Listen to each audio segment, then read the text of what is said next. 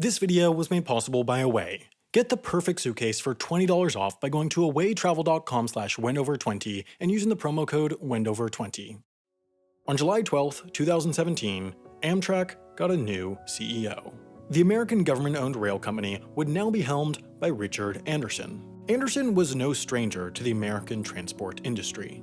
He had previously worked for 9 years as the CEO of Delta Airlines, leading it from bankruptcy to prosperity. This job, of turning around a struggling company, is rarely a popular one. It requires making difficult decisions that plenty will not agree with, but it's a job that some leaders have a knack for. Having succeeded with this task at Delta, there was at least some evidence that Richard Anderson could complete the same task elsewhere. That's why he was brought to Amtrak. Amtrak is certainly a company in need of turnaround. While it is government-owned, it is intended to operate as a for-profit company. Despite that, however, it has never turned a profit since its inception in 1971. Each year, the difference between what it makes from running its trains and what it costs to run those trains is made up by government subsidies, grants, and debt. The company's primary purpose, beyond making money, is of course to carry passengers, and they don't even do that all that well. In 2018, only 73% of their trains arrived on time. In the case of their long-distance trains, just 43% got to their destination on time. In fairness, the majority of the company's delays are the fault of the freight rail companies that own the tracks that carry their trains, but still, it's sure that the company could use some work. So, Richard Anderson has been getting to work.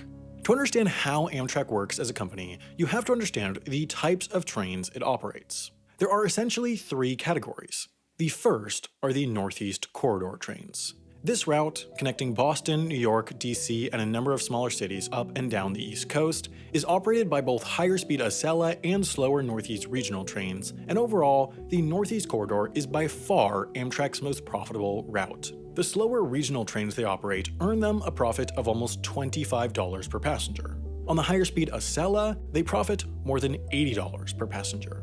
Without this route, Amtrak would be in a far poorer financial state. The second type of trains are the state-supported ones. Essentially what these are shorter routes supported by the subsidies offered by state governments. Every single short-distance train outside the Northeast Corridor is state-supported, and this type includes routes like Charlotte to Raleigh, North Carolina, Chicago to Quincy, Illinois, or Vancouver, Canada to Portland, Oregon. These routes range in profitability. The DC to Lynchburg train, for example, earns the company almost $40 in profit per passenger. Meanwhile, the Fort Worth, Texas to Oklahoma City, Oklahoma one loses more than $30 per passenger. Overall though, the state-supported routes as a grouping are unprofitable, but not by that much. They are somewhat close to break even. The third type of trains is the long-distance ones.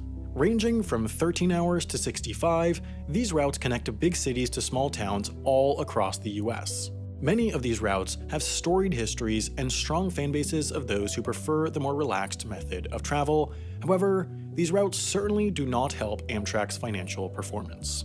Every single one of Amtrak's long-distance routes lose money. How much money they lose ranges anywhere from $12 per passenger in the case of the Palmetto between New York City and Savannah, Georgia, all the way to $456 per passenger in the case of the Sunset Limited from New Orleans, Louisiana to Los Angeles. Overall, Amtrak loses more than $500 million a year operating these long-distance routes.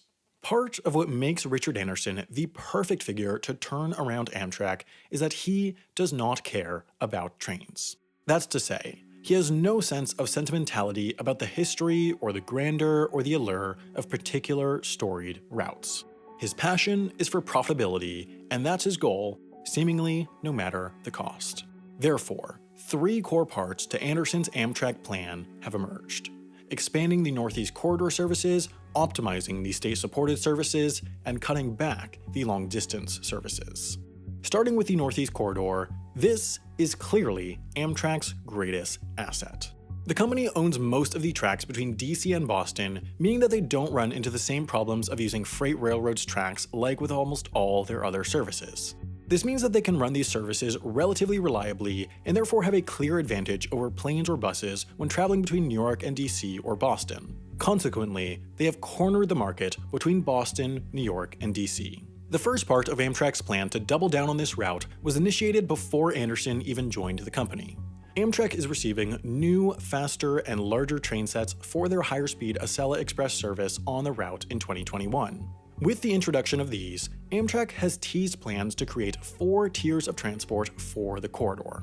The lowest would be the new local train operating all the way from Richmond, Virginia to Portland, Maine, making most all stops along the way. The idea for this sort of superlocal train would be to connect additional smaller communities to the Amtrak network, as this service could be used to connect to other higher speed trains. The next tier up would be existing Northeast Regional service operating between Boston and DC, with some continuing on into Virginia. Above that would be the current Acela Express operating limited stop service between Boston and DC, then above that would be the new nonstop services from DC and Boston to New York. The company launched the first of these in September 2019 with a travel time of 2 hours and 35 minutes, shaving about 15 minutes off the travel time of the stopping Acelas. In the future, the addition of non-stop services from Boston and additional frequencies from DC will cement this as the most premium option in the Northeast Corridor, and the idea is that these 4 tiered options together will help capture more of every customer segment,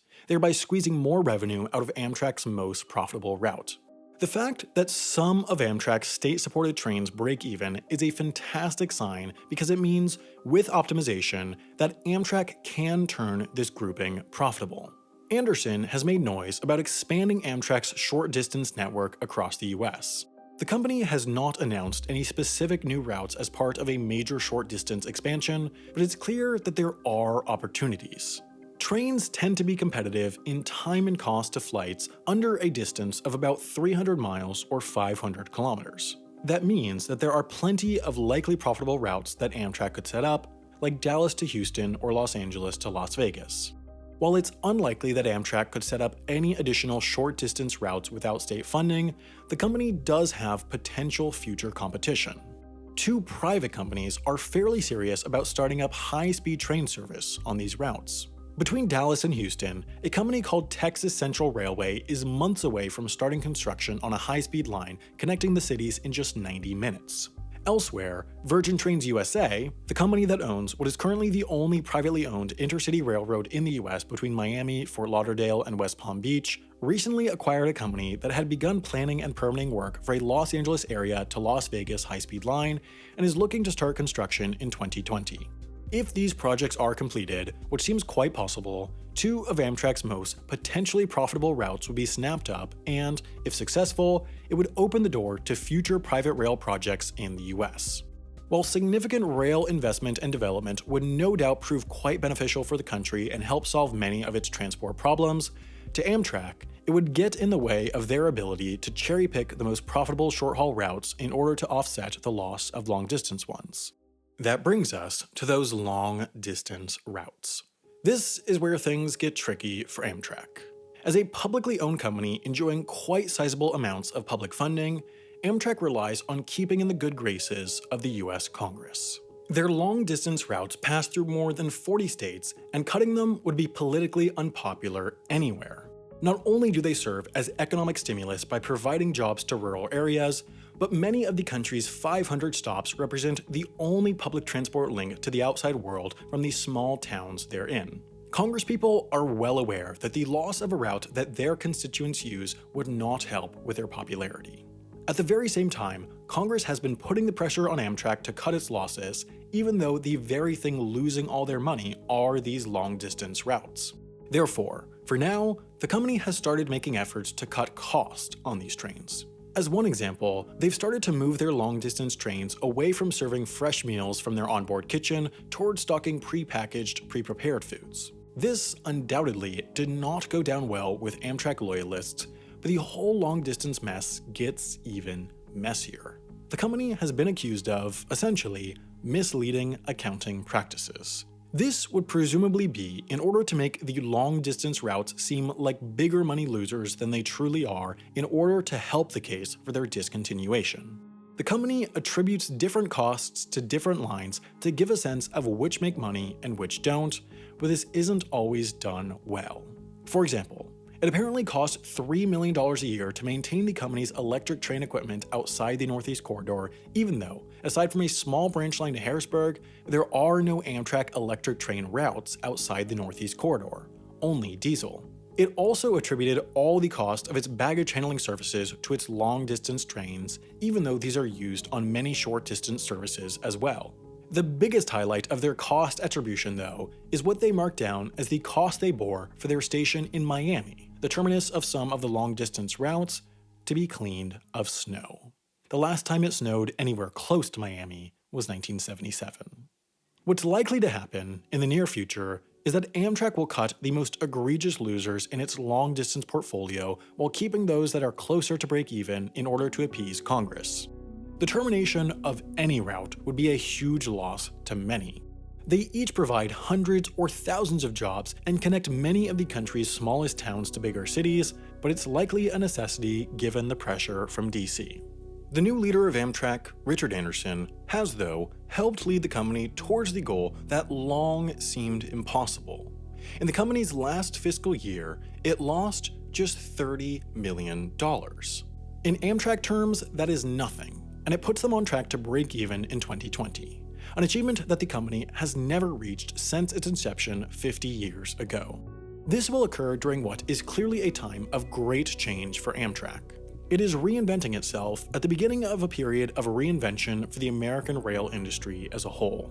What many are worried about, though, is that it and the congresspeople behind it will forget the difference between a private company and a government-owned one. If Amtrak was a true for-profit company, it would have long ago made the quite easy decision to cut every single long-distance route. Doing so would immediately turn them into a quite profitable corporation, but the company's purpose is to connect America, and there's a whole lot more to America than a 4-hour radius around the largest cities. Anyone who's traveled a lot and possibly experienced the ups and downs of Amtrak knows that not all suitcases are created equal. You can get really cheap and flimsy suitcases or really expensive overpriced suitcases, but the key to a perfect suitcase is to land somewhere in between. After almost 3 years of usage, I'm pretty certain that Away makes the perfect suitcase. I have traveled hundreds of thousands of miles with Away suitcases, and in fact, as I record this, I'm traveling around Europe using their medium bag. All their sizes come packed with features. They have 4 fantastic spinner wheels, a built-in TSA lock, compression straps on the inside, and even an ejectable battery in the case of their carry-ons. It all fits together in one durable, lightweight package, and they're so confident that it includes a 100-day return window and a lifetime warranty. To get your perfect suitcase, go to awaytravel.com/Wendover20 and use the promo code Wendover20 to get $20 off, and that'll also help support Wendover Productions.